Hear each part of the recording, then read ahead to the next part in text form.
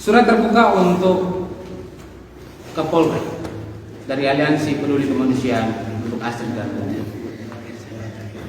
Bapak Kapolri yang kami hormati, pertama-tama kami mengucapkan terima kasih kepada Bapak karena telah memberikan perhatian serius terhadap proses hukum atas kasus pembunuhan Astri Manafe dan Lael Makabe, ibu dan anak di Kota Kupang, Nusa Tenggara Timur, akhir Agustus 2021.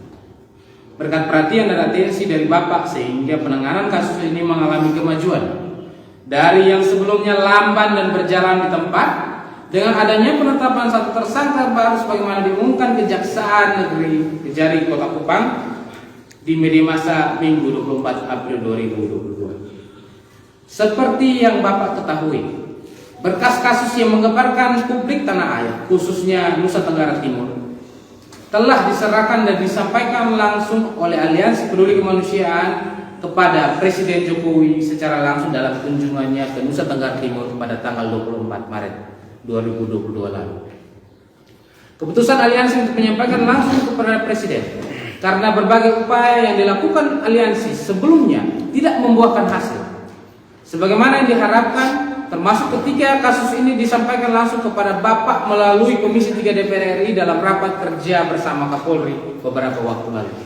Bapak Kapolri yang terkasih, sebagaimana informasi yang Bapak terima melalui Komisi 3 DPR RI maupun melalui surat yang diserahkan pemuda NTT diaspora dalam aksi demonstrasi di Mabes Polri beberapa waktu lalu, sejak penemuan jenazah kedua korban di hutan PNKC pada 30 Oktober 2021. Kasus ini terkesan ditangani dengan cara biasa-biasa saja.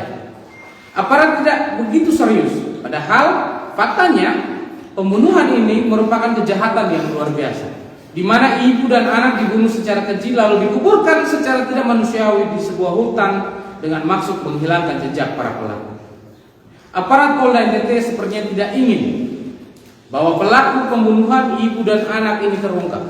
Mereka diduga kuat telah terlibat dalam pemufakatan jahat bersama para pelaku dan oknum-oknum yang diduga sebagai aktor intelektual menciptakan skenario busuk dengan maksud mengaburkan fakta yang sebenarnya, sehingga kasus ini ditangani atau diproses hukum berdasarkan cerita fiktif belaka mereka ciptakan sendiri, seolah-olah demikianlah fakta yang sebenarnya. Beruntung masyarakat NTT masih kritis, tidak ingin ditipu. Mereka membentuk aliansi lalu berjuang dengan berbagai cara, mulai dari doa bersama hingga menggelar aksi berjilid-jilid demi membongkar skenario busuk yang dibuat oleh aparat di Polda NTT bersama para pelaku dan semua pihak yang terlibat di dalamnya guna mengungkapkan fakta yang sebenarnya dalam kasus ini. Dukungan Bapak Presiden Jokowi juga Bapak sebagai pemimpin tertinggi di institusi Polri dengan mengirimkan tim khusus dari Mabes untuk mengungkap dan menangani kasus ini hingga tuntas, jujur dan transparan membuat perjuangan keluarga, penasihat hukum, aliansi dan semua masyarakat NTT yang turut mendoakan dan mendukung perjuangan ini secara perlahan mulai menemukan titik terang. Jika tidak ada dukungan dari atensi Bapak Presiden dan Bapak Kapolri, mungkin kasus ini akan berakhir tragis. Sebagaimana kasus-kasus pembunuhan lain di NTT selama ini yang menguap begitu saja setelah ditangani oleh pihak Polda NTT. Karena berjalan berdasarkan skenario busuk, cinta damai dan mencintai institusi kepolisian, juga merindukan keadilan, kami tidak ingin institusi Polri, khususnya Polda NTT tercoreng. Tidak ingin integritas dan marwahnya sebagai lembaga penegak hukum diinjak-injak oleh oknum-oknum aparat busuk yang secara sadar dan berniat mempermainkan hukum dan keadilan dengan terlibat dalam pemufakatan jahat lalu merusak citra lembaga. Kami ingin Polri yang kuat, bersih dan otonom dalam menjalankan tugas penegakan hukum, bebas dari intervensi orang atau kelompok tertentu guna melindungi para pelaku kejahatan. Karena itu, kami ingin Polri dibebaskan dari aparat-aparat yang tidak bertanggung jawab terhadap tugasnya sebagai penegak hukum dan yang berkeadilan, yang bersekongkol dengan para penjahat lalu merusak citra lembaga dan hukum.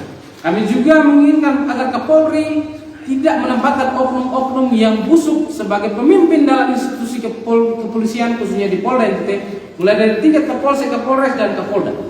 Kapolri harus mendengar dan mempertimbangkan laporan-laporan masyarakat tentang sikap dan perilaku oknum aparat yang merusak citra institusi dengan bersekongkol dan melindungi para pelaku kejahatan. Sehingga lembaga yang terhormat ini dijauhi oleh para pemimpin yang busuk dan mengadakan institusi dengan iming-iming tertentu. Setelah kami mencermati proses penanganan kasus kejahatan luar biasa ini di Polda NTT, Aliansi menemukan berbagai kejanggalan yang memperkuat dugaan persekongkolan antara aparat dan juga para pelaku, yakni sebagai berikut. 1. Penetapan Randi Bajili sebagai tersangka. Dan penetapan Randi Bajili sebagai tersangka tunggal, manipulasi dalam pengumuman hasil otopsi, motif, waktu, dan lokasi peristiwa, penggiringan opini yang terjadi di media sosial yang sudah saya bacakan dalam pernyataan sikap tadi. Maka berdasarkan beberapa catatan di atas, Aliansi menyatakan dengan tegas sikap dan tuntutan Aliansi selanjutnya adalah Aliansi menyampaikan mosi tidak percaya kepada Polda NTT dan mendesak Kapolri untuk mencopot dan menarik atau pindahkan Kapolda Setio Budianto, Kabitumas Krisna Risian, Dokter Forensik Edia Sibuan dari Polda NTT karena terbukti tidak mampu dan diduga kuat bersekongkol dalam memanipulasi, menggiring opini sehingga melakukan pembohongan publik terkait kasus ini, sehingga kasus ini tidak ditangani secara jujur dan profesional. Kasus ini baru terungkap setelah ditangani oleh tim dari Mabes Polri setelah Aliansi melaporkan langsung kepada Presiden Jokowi. Jadi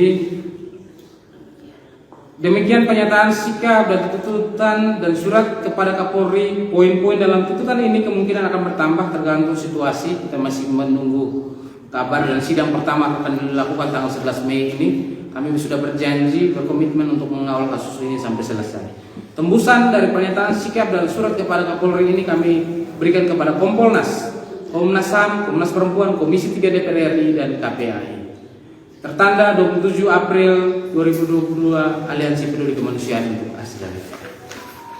Demikianlah pernyataan sikap dan tuntutan Aliansi Peduli Kemanusiaan dan surat tuntutan untuk Bapak Kapolri.